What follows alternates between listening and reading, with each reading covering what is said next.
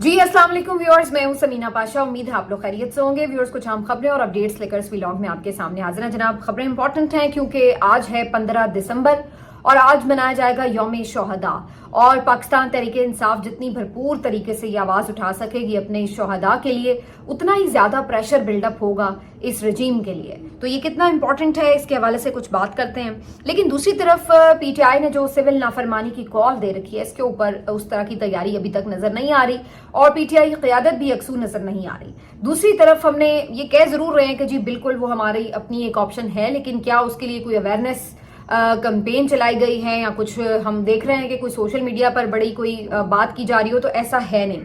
तो बहरहाल अब इसमें जो इंटरेस्टिंग चीज है वो ये है कि जो महमूद खान अचकजई साहब हैं, उन्होंने पीटीआई को ये रिक्वेस्ट की है कि जी आप सिविल नाफरमानी की जो तहरीक है इसको फिलहाल मौखर कर दें, बल्कि हुकूमत से निगोसिएशंस को ही प्रेफरेंस भी दें और उनसे इस मौजू पे बात करें कि हुकूमत जाने के हवाले से जो है उसके ऊपर, तारीख के ऊपर बात हो। तो इसकी क्या ये कोई रियलिस्टिक तजवीज़ है, इस पे भी बात करते हैं। पुलिस की बदमाशी अपनी जगह जारी है इस्लामाबाद में, जहां पर जो दौरान एहतजाज पीटीआई के कारकुन गिरफ्तार किए गए थे, इंसदाद दहशतगर्दी अदालत ने उनको रिहा कर दिया, डिस्चार्ज कर दिया, जिसके बाद इस्लामाबाद पुलिस फिर उनको पकड़ने के लिए पहुंच गई। तो ये खुली तौहीन अदालत हो रही है इस वक्त, क्योंकि अदालत की तरफ से ये रिमार्क्स भी दिए गए थे कि अब इनको कोई गिरफ्तार ना करे। लेकिन आप बदमाशी देखिए, और ये बदमाशी बिला वजह तो नहीं होती। जब आपको पता है कि आपके पैर बड़े पक्के हैं और आपको कोई टच भी नहीं कर सकेगा, हत्ता कि एक अदालत आपको अगर सजा सुना भी दे तो उस सजा पे भी अमल नहीं हो सकेगा, तो वहां आपको किस बात का डर और खौफ होगा। तो फिर वही करेंगे आप बदमाशी में, जो इस वक्त पंजाब पुलिस और इस्लामाबाद पुलिस कर रही है। इस पे थोड़ी मजीद भी बात करेंगे। खतो किताबत हुई है जज साहिबान की आपस में, कितनी इंपॉर्टेंट है ये बताएंगे आपको। और फिर एक रिपोर्ट जारी हुई है, उसके हवाले से भी आपको अपडेट करेंगे। काफी कुछ इस व्लॉग में। आपसे रिक्वेस्ट है कि चैनल को सब्सक्राइब कर लें अगर अभी तक सब्सक्राइब नहीं किया। तो सबसे पहले जी जो सियासी सूरत हाल है उसके हवाले से गुफ्तगू करेंगे। जैसे कि मैंने आपसे जिक्र किया कि 15 दिसंबर आ चुका है और पीटीआई ने ये दिन मुकर्रर कर रखा था कि आज उनके जो शोहदा हैं, जो 26 नवंबर का एहतजाज हुआ, बल्कि 24 से लेकर 26 तक जो भी इनके कारकुन शहीद होते रहे, उनके लिए उन्होंने एक दुआए खैर भी करनी है, फातिहा खानी भी करनी है और उसके साथ साथ उनको खराज तहसीन, खराज अकीदत भी पेश करना है, जिसके लिए ये जो नारान बाग है पेशावर का, यहाँ पर एक बड़ा इज्तिमा किया जाएगा। तो बहुत से लोगों को इसमें इनवाइट किया जा रहा है। पीटीआई की तरफ से ये कहा जा रहा है कि ये सिर्फ उन शोहदा की बात नहीं है, ये शोहदा पाकिस्तान में आइन और कानून की बहाली के लिए वहां गए थे और निहत्ते लोगों के ऊपर गोलियां चलाकर जिस तरह उन्हें मारा गया है, अगर एक दफा इस चीज को खामोशी से तस्लीम कर लिया गया तो फिर आप समझ लीजिए, ये लिख लीजिए कि आपके मुल्क में दोबारा कोई एहतजाज कर नहीं सकेगा। क्योंकि फिर तो ये रस्म बन जाएगी ना कि जी पहले आपने बंदे मार लिए थे तो कौन सा किसी ने कुछ बिगाड़ लिया था, तो अब भी ऐसा ही कर लेंगे। तो फिर तो आप भूल जाएं कि कभी भी कोई भी एहतजाज कर सकेगा अगर ये एक इख्तियार जो है इस तरीके से दे दिया जाए एडमिनिस्ट्रेशन को। तो ये एक बड़ा जरूरी मामला है। अब ये बात सिर्फ उन शोहदा को खराज अकीदत की नहीं, बल्कि जो आपका राइट टू प्रोटेस्ट है उसको एक तरह से डिफेंड करने की बात है। तो पीटीआई इस वजह से ये एहतजाज का जो राइट है उसको कहती है कि उन्होंने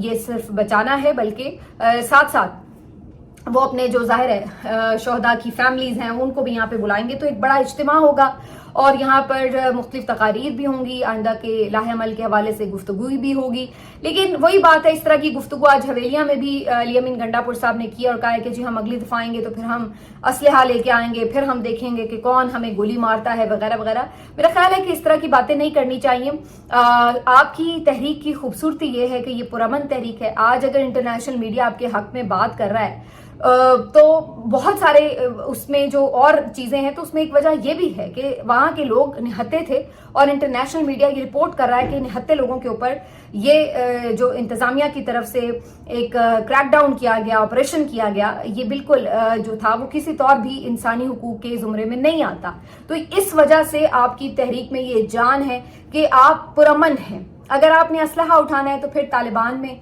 फिर बीएलए में, फिर आप में कोई फर्क नहीं रह जाएगा। तो आप, क्योंकि अगर वो मुतालबात की बात करें उनके साथ क्या हुआ, तो उनके पास भी बहुत दलाइल होंगे कि उनके साथ क्या क्या कुछ नहीं हुआ।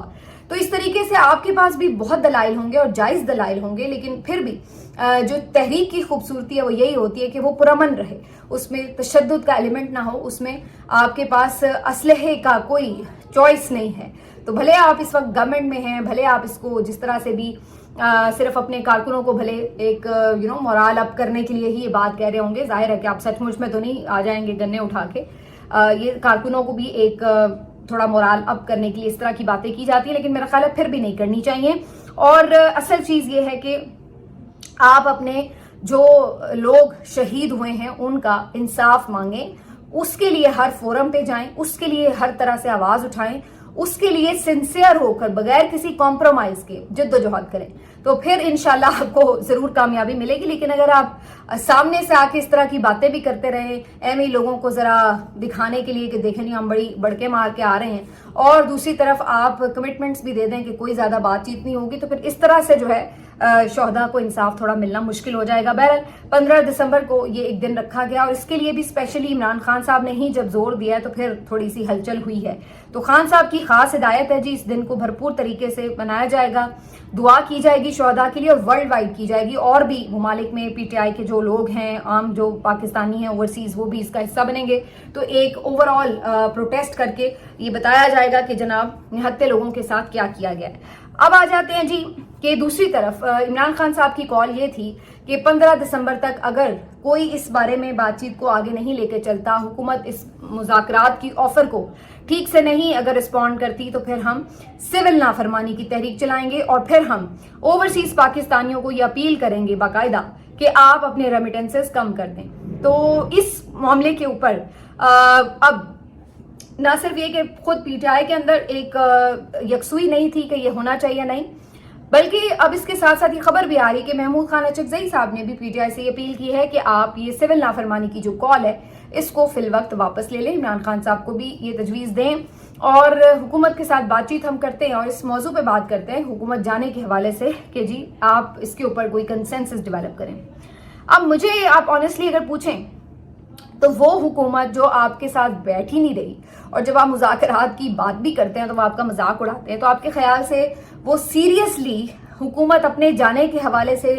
معاملات کے اوپر بات چیت کرے گی؟ مجھے تو اس کا 1% بھی چانس نظر نہیں آتا۔ وہ اتنا کچھ کر کے، پورا آئین تبدیل کر کے، پورا الیکشن کمیشن کے ساتھ واردات ڈال کر، جعلی فارم 47 بنوا کر اس حکومت پہ مسلط ہوئے ہیں، تو آپ یہ سوچ رہے ہیں کہ وہ اب آرام سے کہیں گے کہ چلو جی آؤ ہم چھوڑ دیتے ہیں حکومت؟ اس کی مجھے 1% بھی امید نہیں ہے۔ یہ ہر صورت پر ہر لیول تک جائیں گے اور یہ کوشش کریں گے کہ عمران خان اور پی ٹی آئی کو ایلیمنیٹ کریں۔ اگر پی ٹی آئی کو ساتھ میں سسٹم میں رکھنا بھی پڑے تو عمران خان اس سسٹم کا حصہ نہ ہو، اور ہم جتنی لمبی ہو سکے حکومت کریں۔ یہ تو 10-10 سال کے پلان بنا کے بیٹھے ہیں، اور اچکزئی صاحب کہہ رہے ہیں کہ جی ان سے جانے کے حوالے سے بات چیت کرو۔ اس کی کوئی سمجھ نہیں آتی، لیکن ہاں یہ ضرور ہے کہ اگر آپ ان کو اتنا پریشرائز کر دیں تو پھر ہو سکتا ہے کہ وہ کسی آپ کے ساتھ نیگوسیشنز کے لیے ٹیبل پر بیٹھ جائیں، لیکن وہ پریشرائز آپ کریں گے کیسے؟ اس وقت تو انہیں کوئی پریشر کی وجہ سمجھ نہیں آ رہی نا، کیونکہ نہ سڑکوں پر آپ احتجاج کر سکتے ہیں فی الوقت، تو نہ آپ کے پاس عدالتی طور پر کوئی اتنا اسٹرانگ آپشن ہے کہ آپ کہیں کہ جی عدالتوں سے آپ کو اچھے فیصلے مل جائیں گے تو آپ پریشر ڈال سکیں گے۔ آپ کے ہاتھ میں اس وقت تو کوئی چیز ایسی نہیں ہے جس سے آپ یہ کہہ سکیں کہ آپ حکومت کو مذاکرات کی ٹیبل پر لا سکتے ہیں۔ آپ کے ساتھ لوگ ہیں، بالکل ہیں، ریئلسٹکلی بات کریں تو آپ کے پاس لوگ ضرور ہیں، لیکن آپ کے پاس آپشنز کم ہیں۔ عمران خان نے یہ سول نافرمانی کا آپشن اس لیے دیا ہے کہ انہیں لگتا ہے کہ اس میں لوگوں کو باہر نہیں نکلنا پڑتا، اس میں لوگوں کو مار پیٹ یا گرفتاری کے کوئی ڈر خوف نہیں ہوتے، اس میں مقدمات درج نہیں ہوتے، اس میں کوئی آپ کو مرنے مارنے کے لیے گولیاں نہیں مار دی جائیں گی، یا آپ کی ایک چوائس ہے، ایک پرامن خاموش احتجاج ہو سکتا ہے اپنی ہی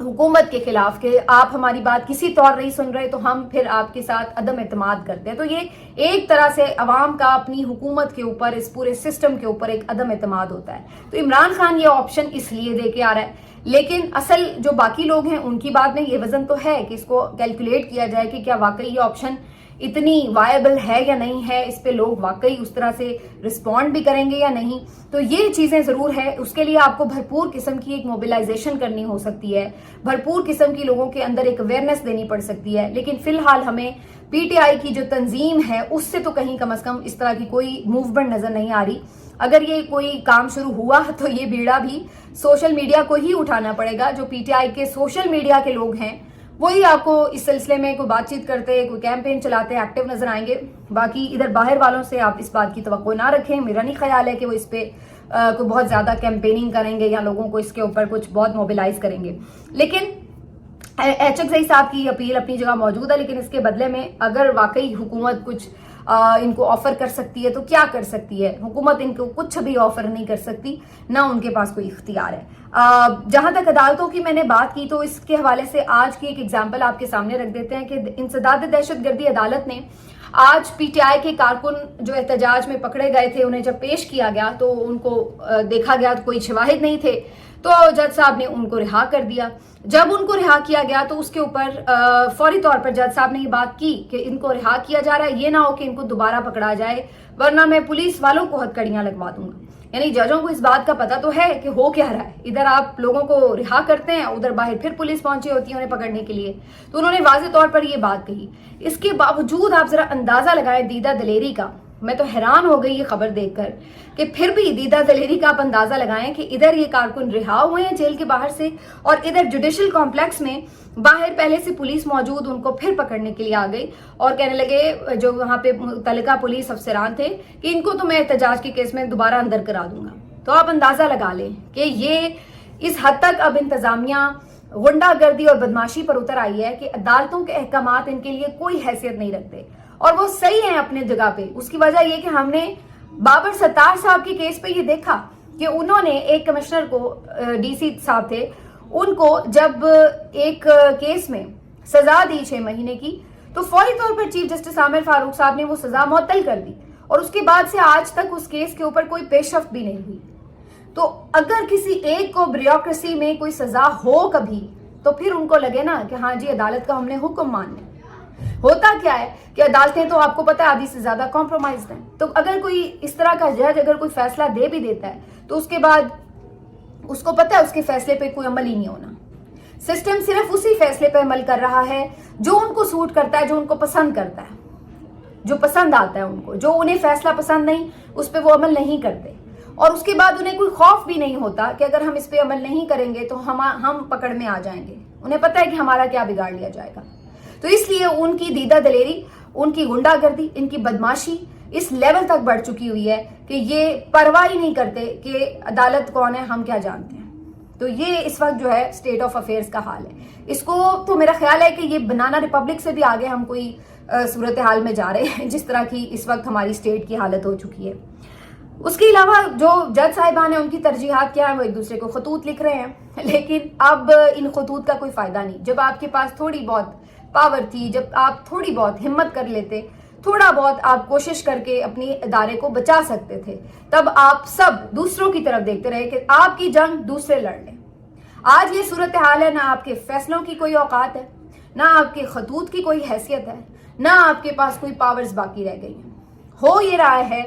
जस्टिस मंसूर अली शाह साहब ने एक खत लिखा है जस्टिस जमाल खान मंदोखेल साहब को कल, और उसमें उन्होंने कहा है कि जी जब तक जुडिशल कमीशन के रूल्स वगैरह तय नहीं हो जाते उस वक्त तक जो इंडक्शन ऑफ जजेस है उसके हवाले से रूल्स पहले बना लिए जाएं और फिर बाद में जजेस की तैनाती का अमल लाया जाए।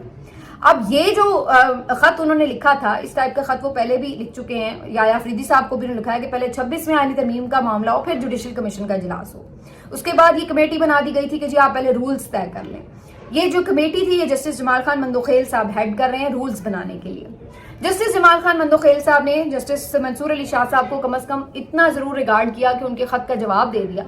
और उस खत में वो उन्हें लिखते हैं कि जी आपकी तजावीज़ का शुक्रिया, बिल्कुल मैं इसको फॉलो भी करूंगा, देखूंगा भी कि इसमें क्या आपकी तजावीज़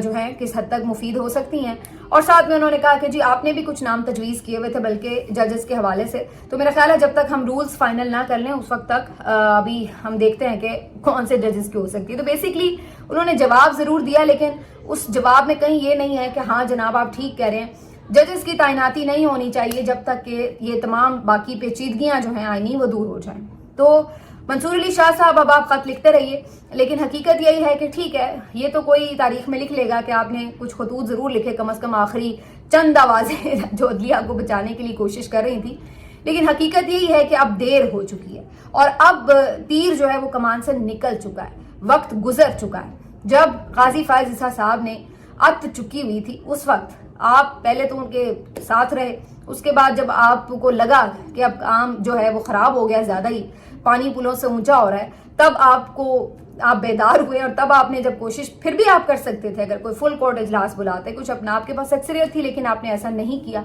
और आज ये सूरत हाल है कि आप सबको कुडे लाइन लगा दिया गया है, माजरत के साथ ये अल्फाज, लेकिन हकीकत यही है कि आपको साइड लाइन बिल्कुल कर दिया गया है। तो बहरहाल अब ये जो खतूत हैं ये लिखते रहे एक दूसरे को, लेकिन बहरहाल हकीकत यही है कि अदलिया का इदारा इस वक्त एक क्लर्क एसोसिएशन से ज्यादा की हैसियत नहीं रखता। आईनी बेंच जिस तरह से काम कर रहा है सबको पता है कि उसके हवाले से किसी को कोई इब्हाम ही नहीं है कि किस केस का क्या फैसला आना है। आखिर में जी थोड़ी सी बात कर लेते हैं, एक रिपोर्ट सामने आई है, क्योंकि वावेला बहुत होता है कि जी बहुत बिजली चोरी करते हैं केपी वाले और उनकी तरफ से जो है वाजिबात अदा नहीं किए जाते। एक रिपोर्ट आज आई है जो तमाम ही मुस्तनद अखबारात में छपी है और इस रिपोर्ट के मुताबिक सबसे ज्यादा जो वाजिबुल अदा रकूम है बिजली की मद में वो सिंध की तरफ से हैं। बलूचिस्तान के जिम्मे 39 अरब रुपए वाजिबुल अदा हैं, पंजाब के जरिए जिम्मे 38 अरब रुपए वाजिबुल अदा हैं, केपी के जिम्मे तो सबसे कम 8 अरब रुपए वाजिबुल अदा हैं, जबकि सिंध के जिम्मे सबसे ज्यादा यानी 59 तकरीबन 60 अरब रुपए वाजिबुल अदा हैं।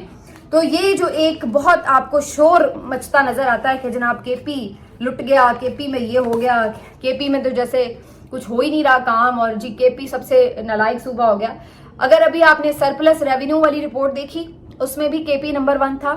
जो कम अदायगी जिसके ऊपर ड्यू है वो भी केपी है, और बाकी आप जो सूबे हैं उनका हाल देख लें। जो पहले अहदाफ थे उसमें पंजाब सबसे पीछे था और आज ये जो आई है रिपोर्ट जिसमें ये बताया जा रहा है कि वाजिबुल अदा किस सूबे के जिम्मे है ज्यादा रकूम, तो वो सिंध के जिम्मे है। लेकिन चूंकि मीडिया के चैनल्स चंद सहाफ़ी आपकी जेब में हो तो फिर आप कोशिश करते हैं कि जैसे मर्जी प्रोपेगेंडा करवा लें। हकीकत ये है कि फिर कुछ इसी तरह सोशल मीडिया पर और कुछ अखबारात में जो कहीं कुछ लोग कोशिश करते हैं कि जो आदादो शुमार देख कर रिसर्च करके कुछ चीज़ें लेके आएँ तो फिर हक़ाइक़ सामने आ जाते हैं। मिलते हैं आपसे अगले वीलॉग, अपना ख्याल रखिए।